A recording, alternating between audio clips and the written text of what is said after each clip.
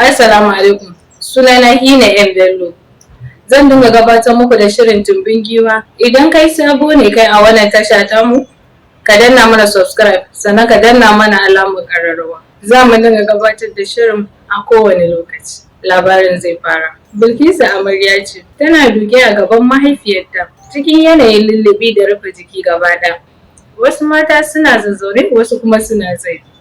Hajiya Binta tana zaune a kan kujera, ta riƙe hannun Bilkisu na yanayin jajircewa. ‘Yata, ina alfahari da ke.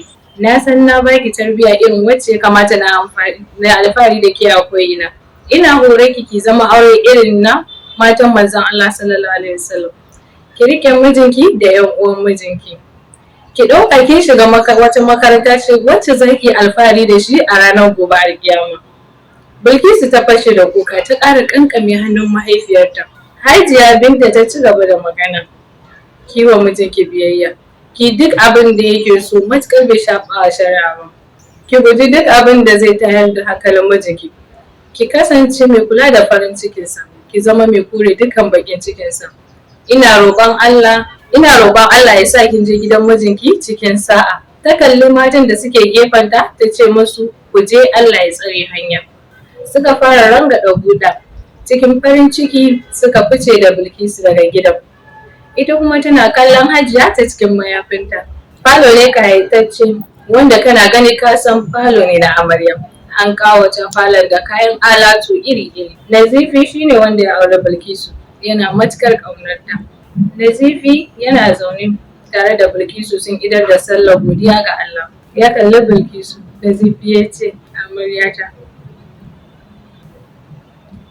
farin ciki da ƙaunarki a da kafin mai aure ya mamaye zuciyata. Yanzu kuma son ki ya ninka wanda nake miki kafin na aure ki. Na shiga, ban san yaushe zan fita daga son ki ba. Ya kura mata ido, ya yi shiru yana kallon ta. Bilkisu ta sunkuyar da kanta cikin kunya. Nazifi ya ci gaba. Ki daure mu yi zaman aure na har abada. Mu yi ƙoƙarin yi wa 'ya'yanmu tarbiyya wanda za mu more ta a cikin rayuwarsu. Bilkisu tana wasa da 'yan yatsunta cikin nutsuwa da kunya. Bilkisu ki sani, Allah ya halicce ki ne da tattausan hannaye don ki reni 'ya'yanki, ki ba su cikakkiyar kulawa. Sannan ya yi miki gadon baya mai zurfi don ki goya 'ya'yanki. Ina so ki zama wani ɓari na jikina, mai ta ibada har Allah ya ba mu aljannarsa. Na san ke ma kina da abin da za ki faɗa. Ki faɗa kafin mu je na nuna miki ko ina a cikin gidan nan. Bilkisu ta ɗago kanta ta kalle shi. Ni ba ni da abin da zan faɗa. Abin da nake so na faɗa shine kawai ka riƙe ni amana, ka yi min adalci. Nazifi ya yi murmushi ya ce, in dai wannan ne kin samu, kuma na yi miki alƙawari zan riƙe ki amana, kuma zan adalci a zaman mu in Allah ya yarda. Tashi mu je in nuna miki irin tanadin da na yi miki. Ta tashi cikin lallaɓi, ya tsaya yana kallon ta yana dariya.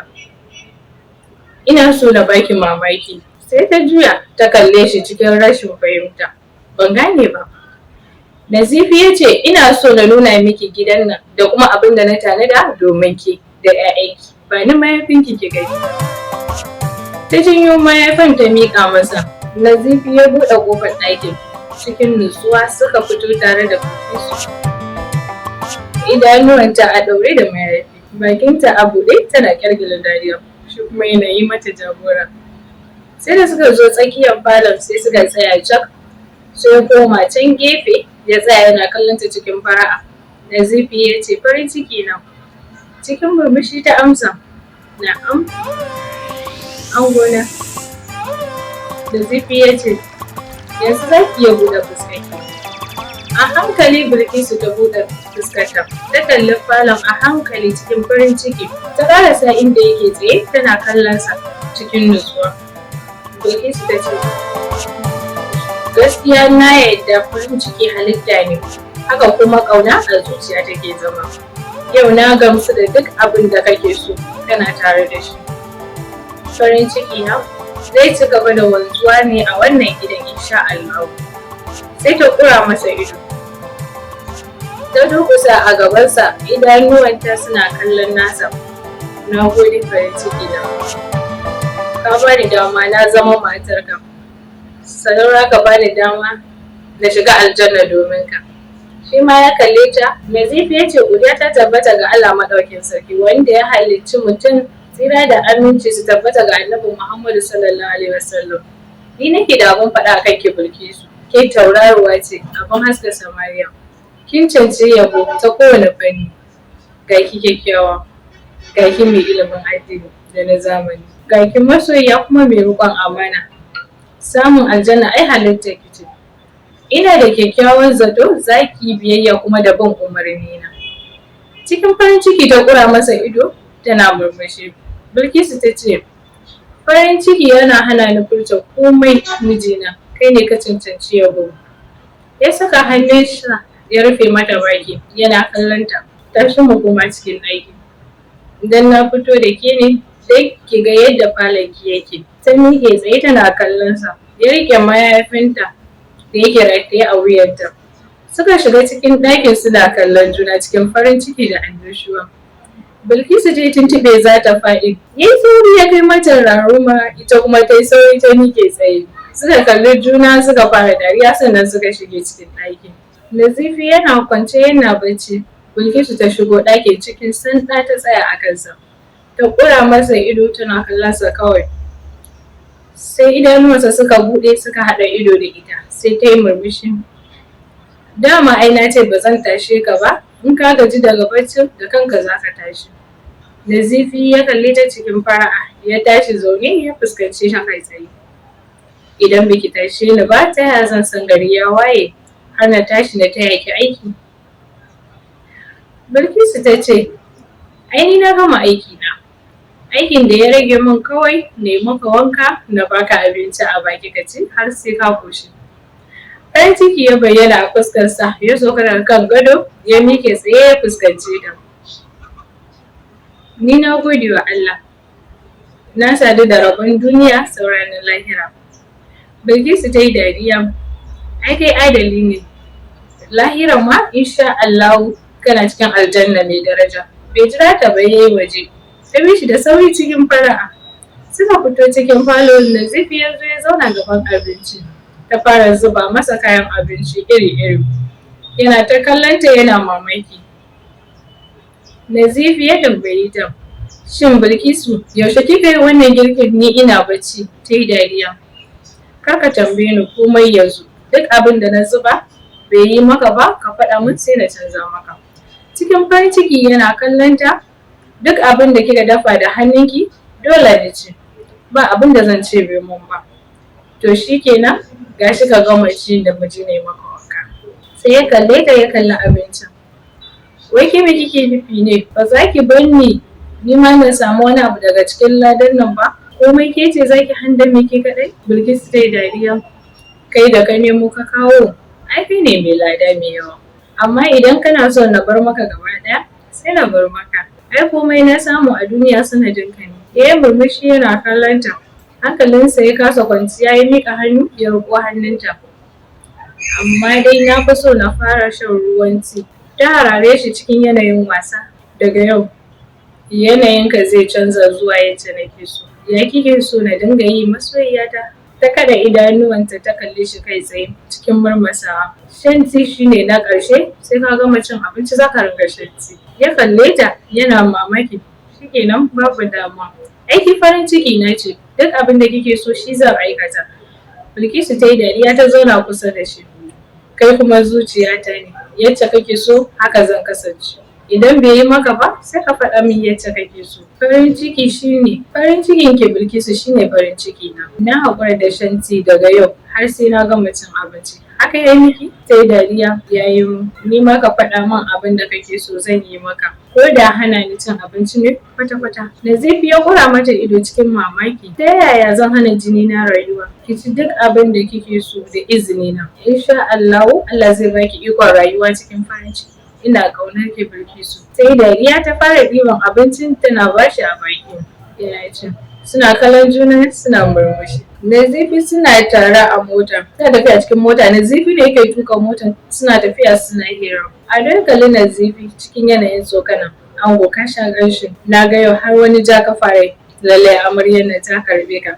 Nazifi ya harare shi. Ana faɗa maka ordinary ce? Ai Bilkisu ta kai kowa ya yaba mata, ga kyau, ga ilimi, ga iya girki, uwa uba ga biyayya aure. Da yaron mota cikin dariya. Ado ya kirkire dariya yana kallon sa. Abokina kana ziya. Wato ka samu wata zuciyarka take so, dole ta samu yabo. Nazifi ya kalle shi ta ko ina kuwa. Yarinyar nan mace ce Allah ya yi, kuma Allah ya yi wa wata albarka. Ni ban taɓa samun labarin mace irin Bilkisu ba. Suka kwashe da dariya gabaki ɗayansu. Ado ya kalle shi cikin tsokana. Ka dai kalli gabanka, kar ka jefa mu rami kana ba da labarin Bilkisu. Sai ka ce ita ce sarauniyar mata. Ai ko yau na mutu, burina ya ce tunda na auri Bilkisu. Ina so na tabbatar maka Ado, Bilkisu ta wuce sarauniyar mata. Ado ya dariya, na Bilkisu ba da kanka a sare ka je gida ka ce ya faɗi. Nazifi ya kalle shi cikin sauri. Kan nawa za a sare, mutuwa fa kenan. Ado ya kyalkyale da dariya cikin yanayi tambaya. Bilkisu fa ka ce. Nazifi ya kalle shi cikin mamaki. Kai ana sake rai ne, amma dai ka san ana sake mata ko? Ado bai sake cewa komai bai yi shiru, kawai yana kallon gaban mota. Gidan Hajiya Binta da ragowar 'yan biki ba su gama watsewa ba. Hajiya tana zaune a falo tana karanta Alkur'ani, sauran mata suna gefe suna shirye-shiryensu. Wayan Hajiya Binta ya yi ƙara ta ɗauka cikin fara'a ta kara ta a kunnenta. Amarya kin sha ƙanshi. Bilkisu ta fara gaida Hajiya. Ina kwana? Hajiya Bilkisu ta amsa. Lafiya ƙalau ya Nazifi yana nan lafiya. Bilkisu ta ce yana nan lafiya alhamdulillah. Hajiya ta ce alhamdulillah. Kice ko kina kula da shi yadda ya kamata.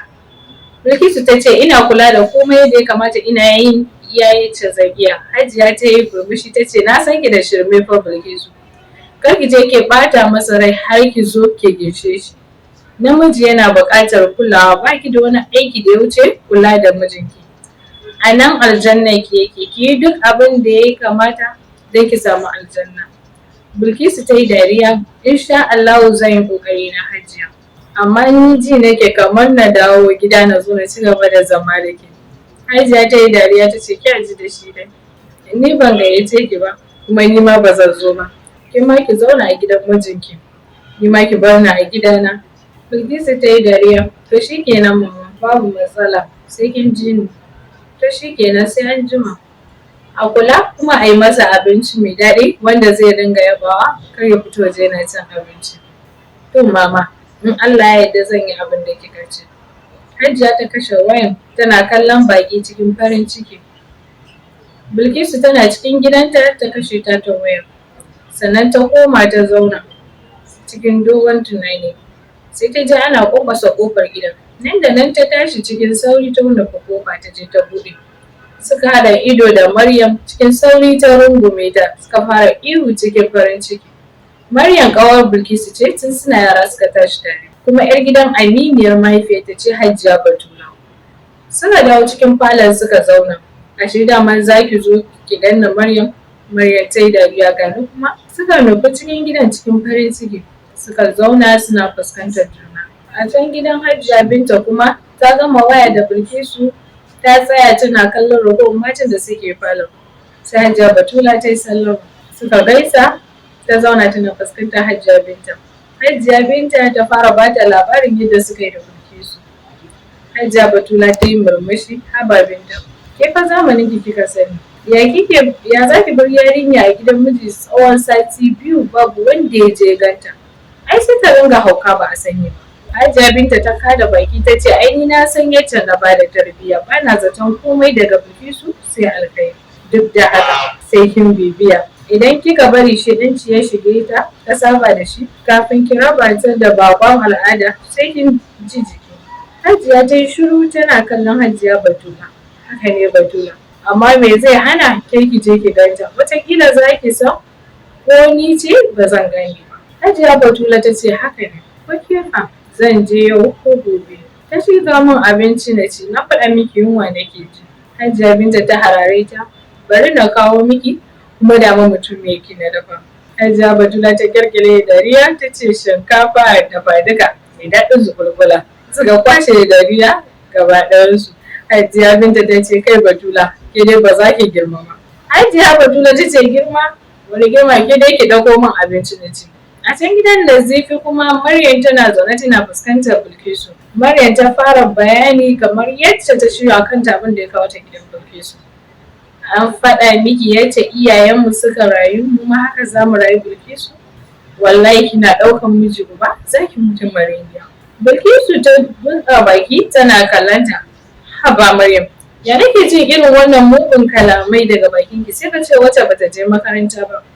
Ai ko babu komai, maza iyayenmu ne kuma su ne jagororin duniya. Bayan nan ma Allah bai taɓa aiko mace a cikin annabawansa ba ko manzanninsa. Kin ga kuwa rike namiji uba ai ya zama dole. Maryam ta kura mata ido. Kin ga Bilkisu kar ki sako addini a cikin wannan magana. Su mazan wannan zamani ba su da imani. Su kullum kansu suka sani. Burin su aure ki su mara mutuncin ki daga kin zama scrap shikenan sai su fara hango wata macen ba ke ba. Ke naki amfanin ya riga ya kare. Bilkisu ta katse ta. A'a ba haka bane ba. Kowane ɗan adam yana da nashi halin wanda Allah halicce shi da shi. Kuma babu wanda za a yi halin kirki ya koma na tsiya. Sai dai in dama can na tsiyan mutum ya iya kuma ya ɓoye a bayan halin banza daga baya kuma yake nuna na kirki. Maryam ta kyalkyale dariya. Lallai Bilkisu kin yi nisa. Iya soyayya amarci yana yawo da ke. Nan gaba za ki tabbatar min halin maza kuma za ki la'ance su don na tabbatar sai sun sarai. A yanzu babu abin da za ki fahimta sai na gaba. Tunda yanzu ke amarya ce kuma ana baki farin ciki da zuma irin ta amarci. Allah kar ya kawo min ranar da zan la'ance iyayena. Su waye mazan ne? Mahaifina, ƙannan mahaifina, yayyin mahaifina, mijina, mahaifin mijina. Su zan la'anta ko suwa. Insha Allahu sai dai na ce Allah ya shiryu ko ma wane ne. Ba na fatan na zama mai la'antar mijina. Maryam ta miƙe cikin sauri. Allah ya sa karki kuka. Ni dai ina miki fatan alkhairi da zan tafi. Bilkisu ita ma ta miƙe. Mu je na taka miki. Ina fatan ba za ki fushi da ni ba. Kisan rayuwa fahimta ce. Ni na fahimci namiji kuma na yarda da shi. Idan ba za ki damu ba Maryam za ki iya tafiya ba na buƙatar ki a gidan nan. Dan ke tauraruwa mai wutsiya ce. Dan Allah ki fita. Ta miƙe sai ta buɗe mata ƙofa. Maryam ta kalle ta ta yi dariya. Sannan ta nufi ƙofar fita. Bilkisu kenan. Allah ya sa mu dace sai an jima. Amma na san wata rana za ki neme ni. Cikin fushi Bilkisu ta kalle ta. Insha Allah ba zan neme ki ba. Dan ke ba mai alkhairi ba ce ba. Don kullum irin ku ba ku da amfani. Ni ina ma da na sanin ki a rayuwata. Maryam bata sake yi mata magana ba ta juya ta fita daga gidan. Cikin mamaki Bilkisu ta dawo ta zauna tana kallonta. Ikon Allah. Wato ni na yi aure ke biki samu miji ba kina so ki kashe min aure na. Matan zamani kenan.